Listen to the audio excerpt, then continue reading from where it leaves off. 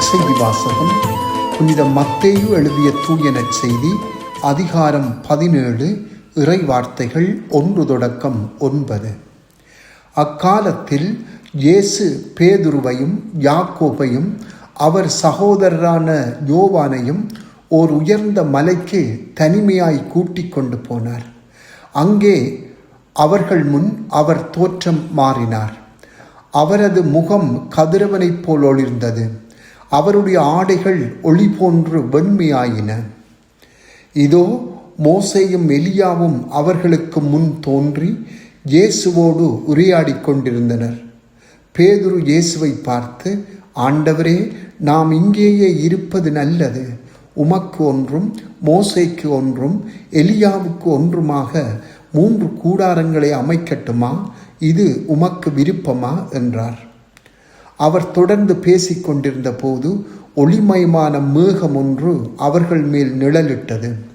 அந்த மேகத்தில் நின்று, என் அன்பார்ந்த மைந்தர் இவரே, இவர் பொருட்டு நான் பூரிப்படைகிறேன், இவருக்கு செவிசாயுங்கள் என்று ஒரு குரல் ஒலித்தது. அதை கேட்டதும் சீடர்கள் மிகவும் அஞ்சி முகம் குப்புற விழுந்தார்கள்.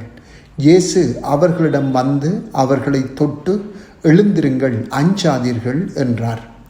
அவர்கள் நிமிர்ந்து பார்த்தபோது இயேசு ஒருவரை தவிர வேறு எவரையும் காணவில்லை. அவர்கள் மலையில் இருந்து இறங்கி வந்தபோது இயேசு, மானிட மகன் இறந்து உயிருடன் எழுப்பப்படும் வரை இக்காட்சியை பற்றி எவருக்கும் சொல்லக்கூடாது என அவர்களுக்கு கட்டளையிட்டார். சிந்தனை. இன்று ஆண்டவர் இயேசுவின் தோற்ற மாற்ற விழாவை கொண்டாடுகின்றோம். இந்த தோற்ற மாற்ற விழா மகிமையாலும் மறைபொருளாலும் நிறைந்து நிற்கிறது. இயேசு ஏன் 3 திருத்தூதர்களை மட்டும் தம்மோடு அழைத்துச் சென்றார்? மோசேயும் எலியாவும் அங்கு தோன்றியது கூட மறைபொருளாகவே உள்ளது.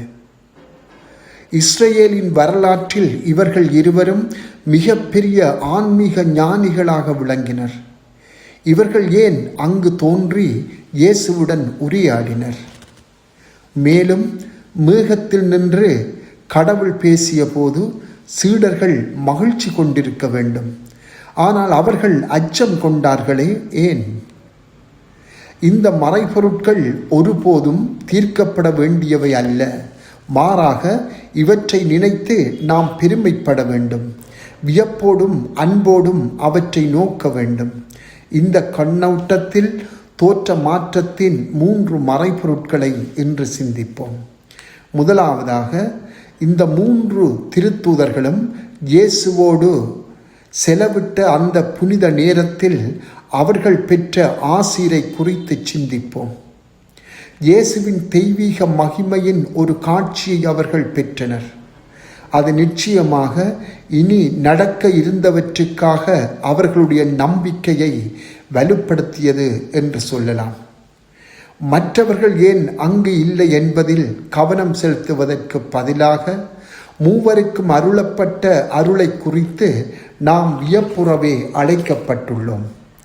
நம்பிக்கையின் வழியாகவும் தியானத்தின் வழியாகவும் திருச்சடங்குகள் வழியாகவும் நாமும் செபம் என்ற மலையில் ஏறி ஆண்டவரின் மகிமையை காண அழைக்கப்பட்டிருக்கிறோம் என்பதை உணர வேண்டும். இரண்டாவதாக, மோசேயும் எலியாவும் ஏன் அங்கு வந்தார்கள் என்பது புரிந்து கொள்வதற்கு பதிலாக தோற்ற மாற்ற நிகழ்வை அவர்களது பார்வையில் இருந்து பார்ப்போம். இறைவனோடு இவர்கள் இருவரும் நேருக்கு நேர் பேசும் பேர் பெற்றவர்கள். சீனாய் மலையிலும் ஒரேபு மலையிலும் கடவுளை சந்தித்த இவர்கள் இப்போது மீண்டும் அழைக்கப்பட்டுள்ளனர். மனிதனாக பிறந்த இயேசுவில் தாங்கள் அறிவித்த அனைத்தின் நிறைவையும் காணும் பேறு பெற்றனர். மூன்றாவதாக, தந்தையின் குரல் ஒலித்த போது சீடர்களை ஆட்கொண்ட அச்சத்தை பற்றி சிந்திப்போம். அச்சம் என்பது மகிழ்ச்சிக்கு எதிரானதாக தோன்றினாலும் இது தண்டனைக்கான பயம் அல்ல. இது கடவுளின் மாட்சியையும் தூய்மையையும் கண்டு உண்டான அன்பு கடந்த வியப்பின் அச்சமாகும். தந்தையின் பிரசன்னத்தில் நிற்கிறோம் என்பதை உணரும் போது எழுகின்ற அச்சமே இது. அப்போது இயேசு அங்கு வந்து அவர்களை தொட்டு, எழுந்திருங்கள், அஞ்சாதீர்கள் என்றார். அந்த வியப்பை அவர் புறக்கணிக்கவில்லை, அதை உறுதியான அன்பாக மாற்றினார். இறை வார்த்தையை வாசிக்கும் போது அல்லது கேட்கும் போது அவற்றை எமது பிரச்சனைக்கான தீர்வாக பார்க்கின்றோமா அல்லது அதை தியானிப்பவராக நாங்கள் மாறுகின்றோமா? 2 அணுகுமுறைகளுக்கும் இடம் உண்டு. ஆனால் தியானிக்கும் அணுகுமுறைதான் நம்மை கடவுளோடு ஆழமான ஒன்றிப்புக்கு இட்டு செல்ல வல்லது. கடவுளை நாம் ஒருபோதும் முழுமையாக விளங்கிக் கொள்ள முடியாது.